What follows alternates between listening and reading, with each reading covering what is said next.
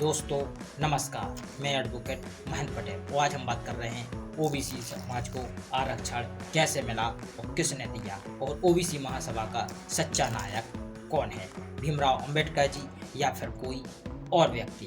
तो हमारे समाज को अगर आरक्षण किसी ने दिया है तो वह बीपी सिंह जी हैं, जिन्होंने 1990 में मंडल आयोग की सिफारिशों को मंजूरी दी और पूरे देश में 27% आरक्षण ओबीसी समाज को खोला गया। तभी से हमारे देश में ओबीसी समाज को आरक्षण मिल रहा है। भीमराव अंबेडकर जी ने SC/ST समाज को बस आरक्षण की वकालत की थी। उस समय पर ओबीसी समाज की आरक्षण के लिए मांग नहीं उठाई गई, तब ओबीसी समाज को आरक्षण नहीं मिल पाया। फिर जैसे ही देश की राजनीति आगे बढ़ती रही, ओबीसी समाज का जैसे ही वोटरों का वर्चस्व बढ़ता रहा, वोटर संख्या बढ़ती रही और ओबीसी की राजनीति भी भारत देश में आगे छाती रही और सभी लोग ओबीसी समाज को अपने पाले में लेना चाहते थे। इसी गति को आगे बढ़ाते हुए मोरारजी देसाई जी की सरकार ने बीपी मंडल के नेतृत्व में मंडल आयोग की स्थापना की और जिसको मंजूरी और अपनी रिपोर्ट को अगर किसी ने लागू किया तो वह बीपी सिंह है।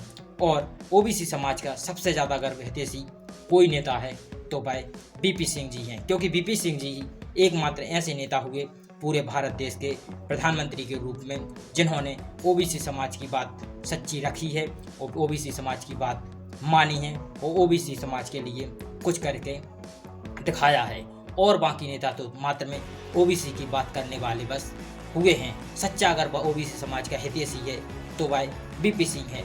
और एक दुर्भाग्य देखिए ओबीसी समाज का और हमारे देश का कि जिसने ओबीसी समाज की बात की, ओबीसी समाज ने उसी व्यक्ति को भुला दिया। क्योंकि आज अपन देखते हैं कि जितने भी ओबीसी समाज के नेता आंदोलन करते हैं उनमें हमको कहीं भी बीपी सिंह जी की फोटो दिखाई नहीं देती कि अगर कहीं तो कहीं दिखे कि बीपी सिंह जी को आगे हमारे ओबीसी समाज उनका महत्व एवं उनकी बात करते हुए दिखता है कि हाँ, हमको ओबीसी समाज को अगर किसी ने आरक्षण दिया तो वह बीपी सिंह जी हैं। बीपी सिंह जी को ओबीसी समाज ने ऐसे भुला दिया जितना तो कोई अपने दुश्मन को भी नहीं भूलता है, उतना हमने बीपी सिंह जी को भुला दिया है। परंतु अगर दूसरी तरफ देखें तो SC/ST समाज को जिस व्यक्ति ने आरक्षण दिया, जो भीमराव अंबेडकर जी थे, उनको SC/ST समाज इतनी तेज गति से एवं इतनी आस्था से आज भी उनको मान रहा है और पहले भी वह मान रहा था कि हाँ, हमारे सच्चे भगवान हैं तो भीमराव अंबेडकर जी ही हैं।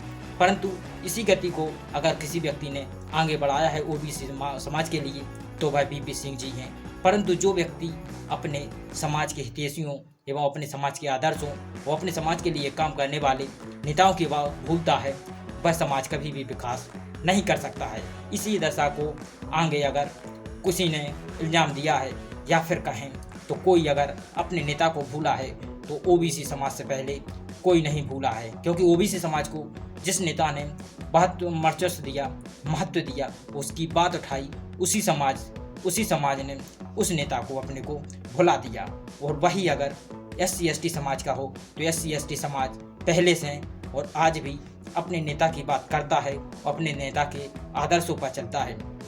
परंतु जो ये ओबीसी समाज ने बीपी सिंह जी को ऐसे भुला दिया जैसे कि कभी नहीं होना चाहिए था। अगर ओबीसी समाज बीपी सिंह जी की बातों को याद रखता और बीपी सिंह जी को आज भी साथ में लेकर चलता तो आज अगर ओबीसी की कोई बात करता तो वह सबसे ज़्यादा महत्वपूर्ण था। परंतु जो भी व्यक्ति अपने नेता को, अपने लीडर को और अपने हित में काम करने वाले व्यक्तियों को और अपने नेताओं को भूलता है, उस समाज का कभी भी विकास नहीं हो सकता।